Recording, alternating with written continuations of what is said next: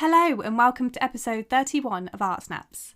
This is the series where I choose 3 pieces of art from the fantastic modern and contemporary art collection here at Swindon Museum and Art Gallery, and I dig a little bit deeper into their meanings and their creators and the context in which they were made. I'm Katie. I work as an engagement officer at Swindon Museum and Art Gallery for a project called Art on Tour. And if you want to know a little bit more about what else the project does other than these art snaps, then you can find us at www.swindonmuseumandartgallery.org.uk/artontour.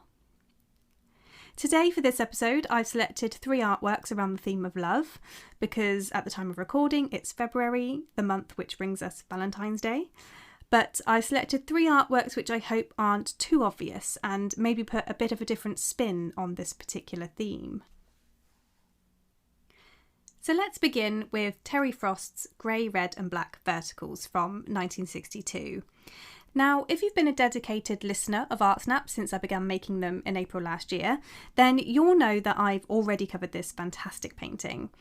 But that was way back in episode 2 on abstract art in the 60s, so hopefully you'll forgive me for revisiting this one from a slightly different angle.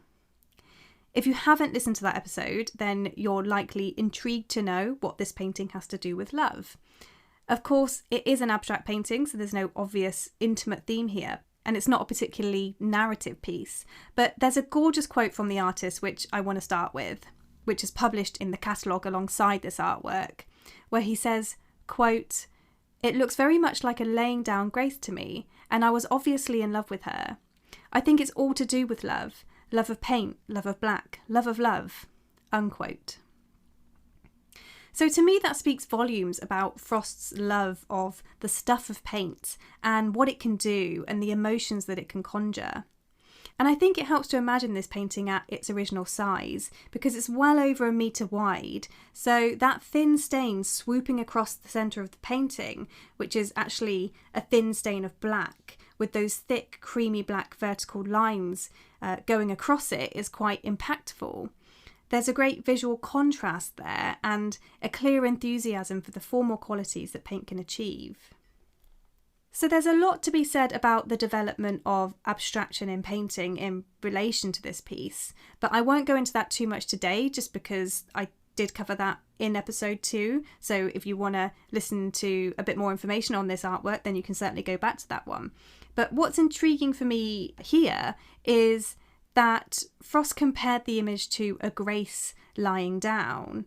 And here he was referencing the 3 graces of Greek mythology, who represent things like charm and beauty and creativity. And we know that the artist was studying this kind of imagery at the National Gallery at the time. So Swindon's painting seems to be an emotional response to the more traditional art historical imagery relating to the 3 graces. Our next piece is vastly different in style from Terry Frost's painting, even though they were only painted about 5 years apart, and they're both based on images rooted in Greek mythology. It's called Sleeping Venus, and it was painted by George Warner Allen in 1967.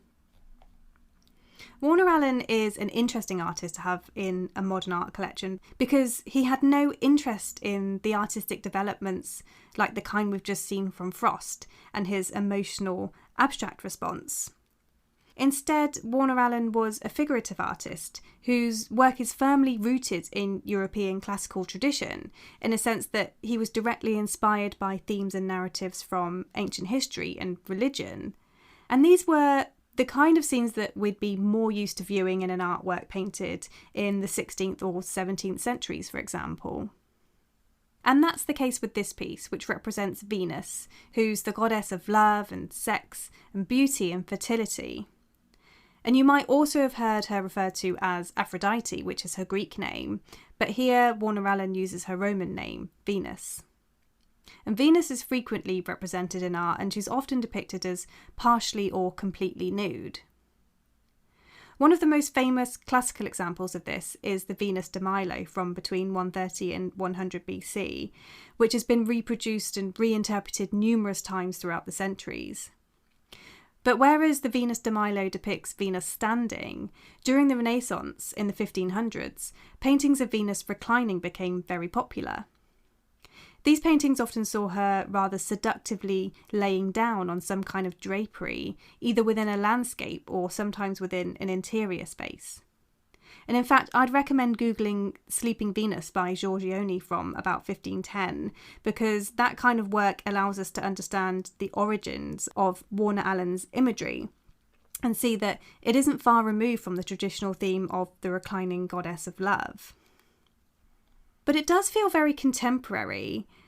He depicts a woman who feels more like a woman of our time, with quite an athletic body in comparison to the nudes that we were used to seeing in classical art or Renaissance art. And she's situated within a real and familiar landscape. It's actually set in the Thames Valley Meadows, but even if you're unfamiliar with that specific landscape, it certainly recalls typical British parks and landscapes, as opposed to the imagined or Italian landscapes of the old master painting that I've just referenced. So it's an intriguing contemporary reimagining of traditional subject matter.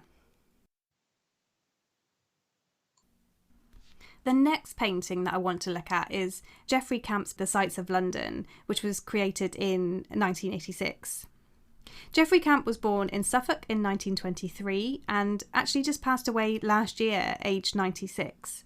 So now's a good time to celebrate him and this painting, which is actually one of two pieces by Camp in the Swindon collection.